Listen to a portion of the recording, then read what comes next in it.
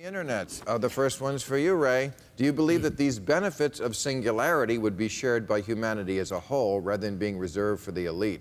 Ooh, good question. Well, I mean, take mobile phones. Only the wealthy could afford them 20 years ago when they didn't work very well and they did one thing poorly. Now that they do a million things and work pretty well, there are 5 billion of them in the world and they're pretty inexpensive. So technology becomes... 5 billion cell phones? Yeah. So almost everybody has one. Everyone will have a smartphone virtually within a few years. And so by the time the technology actually works well, it's very inexpensive. That's because there's a 50% deflation rate when it comes to information technology. Want to buy computation, memory, communication, comes down by 50% every year. And yet with healthcare, for example, I mean, America, this rich nation that's supposedly leading the world, even though we're 37th, I think, in healthcare, the UN rates us, we certainly can't even make all our people well. Healthcare, because medicine, of greed. Medicine is You're not factoring in greed, Doc. Medicine is still hit or miss. The new paradigm is to actually reprogram our biology. You and I have outdated software running in our bodies. I'd like to tell... But people can't get a tooth pulled. I want to reboot. Isn't yeah. it? But yeah. I mean, I'd like to tell my fat insulin receptor gene, you don't need to hold on to every calorie. I'm confident the next hunting season at the supermarket will be good. Right. That's where we're headed. We have old software. I heard you say that in your movie, like software from thousands of years ago. It's not a metaphor. It's a real thing. And that's the new paradigm, to really change the information processes underlying biology. That's going to progress exponentially. Health and medicine we've made progress. As I said before, longevity was 37 in 1800. But it's been progressing linearly because it's been hit or miss. Yeah. How old are you? You go back to the... People think I look pretty good for 95. Yeah, you go way back in time, don't you? But I'm actually 63, but I do come out younger on biological aging tests. So. Because you take all those pills. Exactly. What are the pills? Now, I heard you say in the movie that some of these pills can actually reverse the aging process. Well, I'll give you, aging is not one thing. There's a dozen different processes. I'll give you an example of a simple one. There's a substance, phosphatidylcholine, complicated name, that gets depleted from the cell membrane. That's why the skin is soft and supple in a baby. That is why the skin is rigid and not flexible in an elderly person. The organs don't work very well. You can reverse that. But it's really great at 29. It's pretty good at 29, but it's not great at 89 usually. But you can reverse that by supplementing with that substance. So that's one example. And then if you have problems with sugar or cholesterol or homocysteine, there are things you can do to address those. So I actually was diagnosed 30 years ago with type 2 diabetes, but with this program, I've had no indication of diabetes for 25 years. Yeah, I mean, and everybody could do that. Yeah. Diet, yeah, you know that. Everybody can do that if they have the right ideas and they're diligent about it. You don't eat meat, do you, Kevin? No, I don't. I just wanted to prove that he could not make a joke. All right, does anyone on the panel believe that the economy would be in any better shape if we had a different president? Well, there's a softball right down the plate for the right side of our panel. Wow. Well, here's one reason that maybe doesn't reflect well on Republicans in a sense. But when you do sort of like psychological experiments and so on and look at sort of how partisans on both sides react to presidents of the other party, people tend to overstate the bad things and understate the good things, right? So when Clinton was president, Republicans were more likely to say the deficit had gone up, even though it had gone down. And then when Reagan was president, Democrats were more likely to say the economy was bad, even when it's good.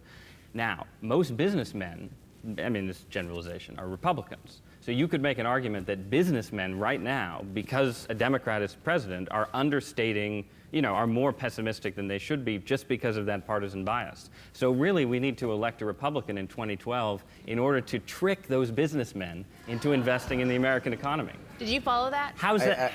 I actually did. Yeah, I know, and you know what? That's true. And that's the case for Mitt Romney. Obama, right but Obama's sort of in the same situation because whatever he does, the Republicans do the opposite. It's like whatever he touches has cooties, and But that's politics. I've never seen it quite like this. Wait, I know. I mean, they're putting... When's the last time your crowd talked about the War Powers Act? I never heard you talk about it in my life. Right. All of a sudden Suddenly- discovered that Libya is a humanitarian thing they don't like, so they're invoking the War Powers Act. Boehner's even saying, I don't really believe in it, but it's my job to do it now. I've never Right. heard any politician say something like that. They never met a country they didn't They want to love bomb. wars. And suddenly, Oh, no. what? They didn't. No, this Oh, is come on, I reflective mean, of the this American is- public. The American public is tired of this. They've had a lot of anxiety. We've fought on so many wars. I mean, the president hasn't talked about Libya in a month to the public. It's about time that he talks about But it. you put I mean, you can Iraq play and this hypocrisy Afghanistan, game Iraq endlessly, twice but- now, I mean- and Somalia, and Panama, and Grenada, and Lebanon. They just pile on Actually, these wars. What are you Reagan talking pulled about? us out of I Lebanon. love wars. But remember Newt Gingrich? He was like, Obama needs to bomb Libya yesterday. As soon as Obama started bombing Libya, he's like, what the fuck is this black guy doing? What are we doing? He turned on a dime. Boehner wanted to abolish the War Powers Act back in the 90s. Right. Now he's in love with it. Well, right, but it's the same thing Makes in you- the other way. I mean, if you look at what, I mean, again, these games, but if you look at what Obama said about the War Powers Act when Bush was president, he was saying, well, you know, clearly the president, they were talking about bombing Iran, and he said, well, clearly the president Well, can't that's a do little different this. than Libya. And the debt ceiling. Obama Well, yeah, voted. bombing Iran is actually a serious I mean, You Iran's guys nuclear. can't wait to get in and do it. Obama That's also. what we I all want. We all personally want cannot more wait. war. We're after No, we Iran. You don't can't want more wait. war. And the record of the two parties recently has been pretty rough on your side on wars. And we got into Iraq, which was an Quit idiot's saying war. my side, by the way. It's an idiot's war. Well, I mean, I feel like you and I are similar, that we used to be a lot more down the middle, and the Republican Party moved so far to the right that now war in we Iraq, look like. the scariest thing, a guy of limited mental power, George W. Bush, talked this country into it. That's the scariest thing. This wasn't Adolf Hitler. This wasn't Winston Churchill. This was a guy about a little bit below average in ability. And he talked this country into a war. They're the country that never attacked it. So And you're then he saying- goes, I have the guys this who fought dim the war, memory. I and have this- somehow Iraq attacked us on 9/11. I He just got have away this with that. dim memory of many leading Democrats voting for. Yeah, you know what? Yeah, you're right. They voted your side. You're right. It's an embarrassment that cost a lot of them their careers. I'd say it's horrible, that war. Right. Sorry. And we kind of call out those Democrats. Yeah, you should call out those Right. Democrats. Okay, I'm just saying that we I'm- don't always close ranks. I'm just saying. Just that if say you just look at- because if you they're on look the at blue history- team, they're no, right. Listen, if you look, Bill, if you look at the history of American war making, going back through Vietnam, Gotta go Korea, and back all the a lot rest, further. there's no partisan pattern. The party in power is more likely to start wars because they're in power. Yep. And the party out of power is more likely to You oppose them. think, And that's do you think anybody but George W., with his limited ability, surrounded by the neocons, would have taken us in that war? Yes. Do you think Ronald Yes. Reagan would have gone into What Iraq? do you- No way in the No, world. I agree. No way in the world would Reagan have taken us into that war. It's insane. Chris, I agree that Reagan probably wouldn't have taken us into that war, but there were a lot of no. I think the Iraq Make war a was list of mistake. high IQ people that would have taken us in that war. High IQ. We gotta go. Thank you very much. Thank you, panel. It was a lot of fun.